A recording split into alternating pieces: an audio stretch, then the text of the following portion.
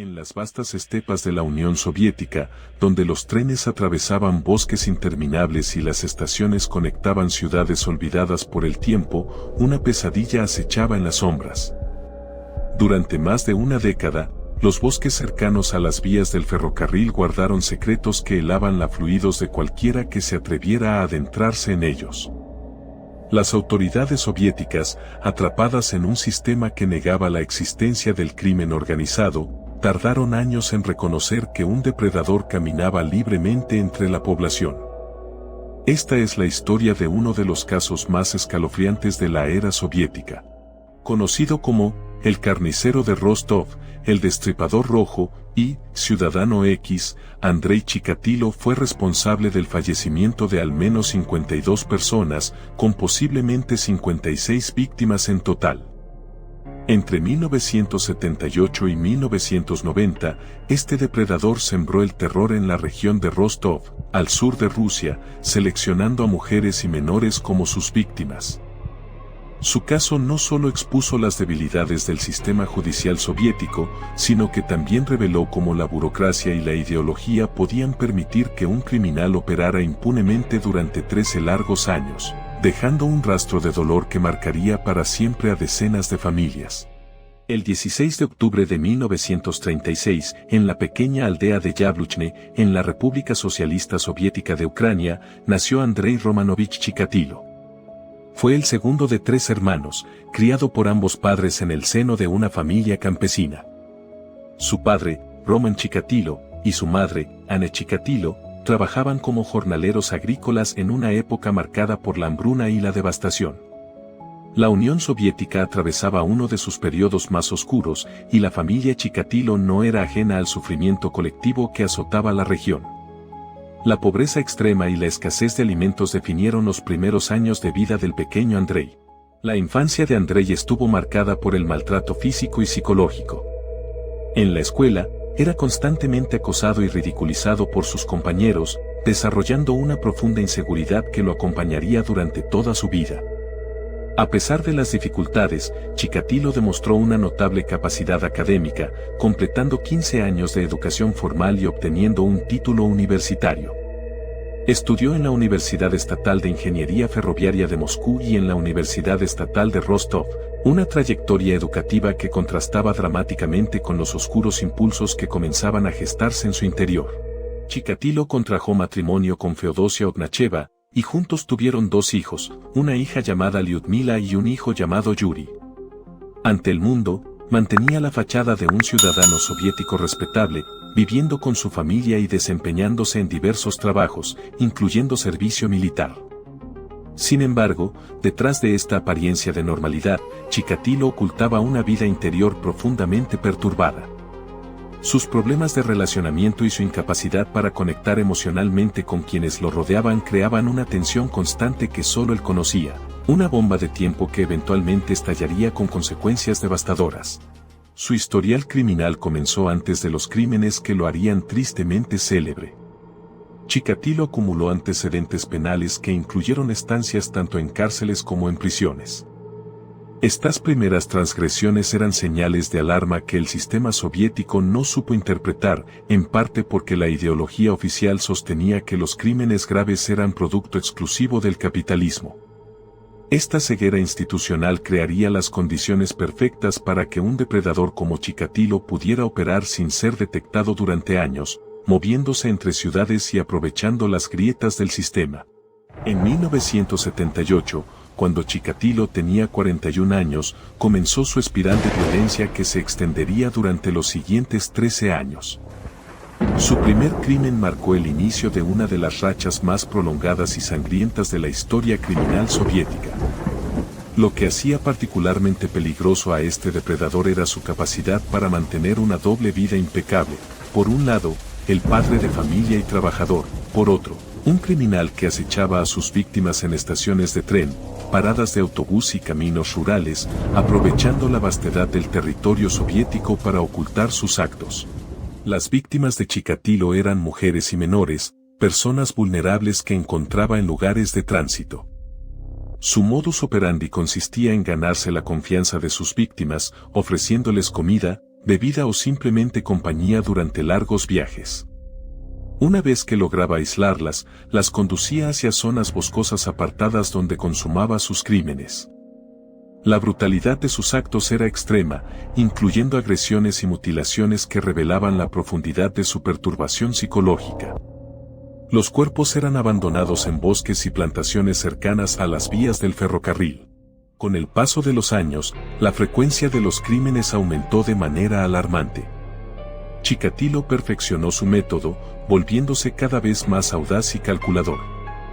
Utilizaba su conocimiento de la red ferroviaria soviética para desplazarse entre ciudades, cometiendo crímenes en diferentes jurisdicciones y dificultando enormemente la labor de las autoridades. La vastedad del territorio ruso y la fragmentación de la información policial entre distintas regiones jugaban a su favor, creando un mosaico de casos aparentemente inconexos que las autoridades no lograban unir en un solo patrón criminal.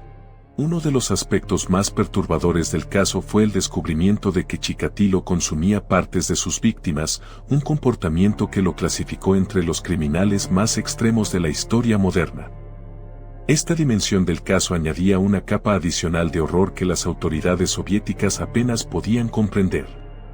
La mutilación sistemática de los cuerpos dificultaba la identificación de las víctimas y la recopilación de evidencia forense, en una época donde las técnicas de investigación criminal en la Unión Soviética distaban mucho de los estándares occidentales. Las comunidades de la región de Rostov comenzaron a vivir en un estado de temor permanente. Las familias prohibían a sus hijos caminar solos, las mujeres evitaban las estaciones de tren en horarios nocturnos, y los rumores sobre un depredador se extendían como un susurro constante entre la población. Sin embargo, la prensa soviética, controlada por el Estado, mantenía un silencio oficial sobre los crímenes, privando a la ciudadanía de información vital que podría haber salvado vidas. Esta censura informativa se convertiría en uno de los factores más criticados del caso en años posteriores. Entre los aspectos más trágicos del caso destaca que un hombre inocente fue previamente condenado y ejecutado por el primer crimen de Chikatilo. Este error judicial, producto de la presión por mostrar resultados y de un sistema que priorizaba las confesiones forzadas sobre la evidencia científica, costó una vida inocente mientras el verdadero criminal continuaba libre. Esta injusticia sería posteriormente reconocida como uno de los fallos más graves del sistema judicial soviético, un recordatorio sombrío de las consecuencias de la negligencia institucional. La investigación para capturar al depredador fue una de las más extensas y complejas de la historia soviética. Las autoridades de Rostov formaron equipos especiales dedicados exclusivamente al caso, interrogando a miles de sospechosos y recopilando montañas de evidencia. Sin embargo, los obstáculos burocráticos y la falta de coordinación entre diferentes cuerpos policiales dificultaban enormemente el avance. El caso requirió la participación de investigadores de élite que debieron enfrentarse no solo al criminal, sino también a las limitaciones de un sistema que no estaba diseñado para resolver crímenes de esta magnitud. Los investigadores enfrentaron un problema fundamental, el análisis de tipo sanguíneo, la principal herramienta forense disponible en aquella época, arrojó resultados contradictorios en el caso de Chikatilo. Esta anomalía científica permitió que fuera descartado como sospechoso en más de una ocasión, a pesar de que su nombre aparecía repetidamente en las listas de personas de interés. Cada vez que las autoridades se acercaban a él, esta discrepancia en los análisis los llevaba a mirar en otra dirección, permitiendo que el criminal continuara operando libremente durante años adicionales. A medida que el número de víctimas crecía, la presión sobre las autoridades se intensificaba. Los familiares de las víctimas exigían respuestas y la comunidad internacional comenzaba a enterarse del caso a pesar de los esfuerzos del gobierno soviético por mantener la información bajo control. Los investigadores recurrieron a estrategias innovadoras, incluyendo operaciones encubiertas en estaciones de tren y vigilancia masiva en las áreas donde se concentraban los crímenes. Cientos de agentes fueron desplegados en un esfuerzo sin precedentes por atrapar al depredador que aterrorizaba la región.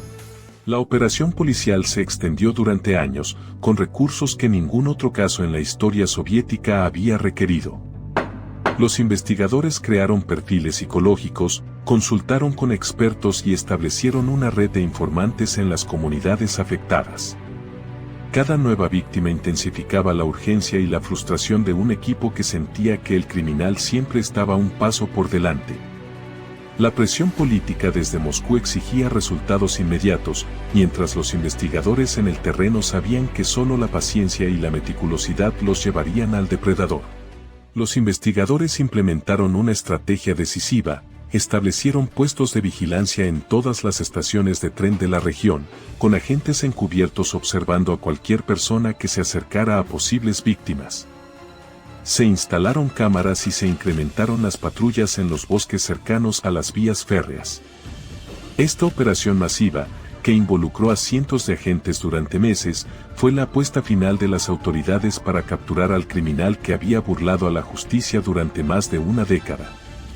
El cerco se estrechaba lentamente pero de manera inexorable.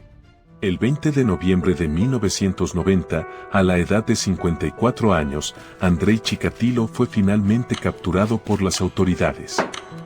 La detención se produjo después de que agentes encubiertos lo observaran comportándose de manera sospechosa cerca de una estación de tren en la región de Rostov. Cuando fue abordado por la policía, portaba consigo elementos que lo vinculaban directamente con los crímenes. 13 años de terror llegaban a su fin en un momento que los investigadores habían esperado con una mezcla de alivio y agotamiento. La noticia de su captura se extendió rápidamente por toda la región. Una vez en custodia, Chikatilo comenzó a confesar sus crímenes con un nivel de detalle que perturbó incluso a los investigadores más experimentados. Describía cada acto con una frialdad calculada que contrastaba con la brutalidad de lo que narraba. Sus confesiones revelaron la existencia de víctimas desconocidas y proporcionaron información crucial para cerrar casos que habían permanecido abiertos durante años. Los psicólogos que lo entrevistaron describieron a un individuo con una desconexión emocional profunda, capaz de compartimentar su vida de manera extraordinaria. El juicio contra Chikatilo comenzó y se convirtió en un evento mediático sin precedentes en la Unión Soviética, ahora en proceso de disolución. Las salas del tribunal se llenaban diariamente de familiares de las víctimas, periodistas y ciudadanos que buscaban comprender cómo un solo individuo había causado tanto sufrimiento. Chikatilo fue exhibido dentro de una jaula de metal durante el juicio, una medida de seguridad que también sirvió como símbolo visual de la bestialidad de sus actos. El proceso judicial duró meses y expuso cada detalle del caso ante una nación horrorizada. El 14 de octubre de 1992, a los 55 años de edad, Andrei Chikatilo fue declarado culpable de múltiples cargos incluyendo crimen, agresión y otros delitos graves. La sentencia fue contundente, pena capital mediante disparo. El veredicto fue recibido con aplausos por parte de los familiares de las víctimas presentes en la sala, quienes habían esperado años para ver justicia. Sin embargo, para muchos, ninguna sentencia podía ser suficiente para compensar el dolor causado por más de una década de terror en la región de Rostov. El 14 de febrero de 1994, a los 57 años de edad, Andrei Chikatilo fue ejecutado en la prisión de Novocherkassk, en la Oblast de Rostov, Rusia. La causa oficial fue un disparo detrás de la oreja derecha, el método estándar de ejecución en la Federación Rusa de aquella época. Con su fallecimiento, se cerró uno de los capítulos más oscuros de la historia criminal soviética. Desde su celda en el corredor correspondiente, Chikatilo había pasado más de un año esperando el cumplimiento de la sentencia, tiempo durante el cual múltiples recursos legales fueron agotados sin éxito. El caso de Chikatilo tuvo repercusiones profundas en el sistema judicial y policial de Rusia. Las fallas que permitieron que operara durante 13 años llevaron a reformas significativas en los procedimientos de investigación criminal. Se modernizaron los laboratorios forenses, se mejoraron los sistemas de comunicación entre jurisdicciones y se establecieron protocolos específicos para casos de crímenes en serie. La tragedia del hombre inocente ejecutado por el primer crimen de Chikatilo impulsó además una revisión de los procedimientos judiciales y el tratamiento de las confesiones obtenidas bajo presión. La historia de Chikatilo trascendió las fronteras de Rusia y se convirtió en un caso de estudio mundial en criminología y psicología forense. Su caso inspiró la película Child 44 minutos, protagonizada por Tom Hardy, que retrata a un policía soviético encargado de atrapar a un criminal que acechaba a menores durante la era estalinista. Múltiples libros fueron escritos sobre el caso, incluyendo The Killer Department, Hunting the Devil y The Rat Ripper, cada uno explorando diferentes facetas de esta historia que continúa fascinando y horrorizando a investigadores y público por igual. Las familias de las víctimas cargaron con un dolor que ninguna sentencia judicial pudo aliviar completamente. Décadas después, los sobrevivientes y familiares continúan recordando a quienes les fueron arrebatados. En las comunidades de la región de Rostov, el caso dejó una cicatriz colectiva que transformó la manera en que los padres protegen a sus hijos y la relación de la sociedad con los espacios públicos. Los memoriales silenciosos y las historias transmitidas de generación en generación mantienen viva la memoria de las víctimas, asegurando que su sufrimiento no sea olvidado. El caso de Andrei Chikatilo permanece como un recordatorio sombrío de las consecuencias de la negligencia institucional y la importancia de sistemas judiciales transparentes y eficientes.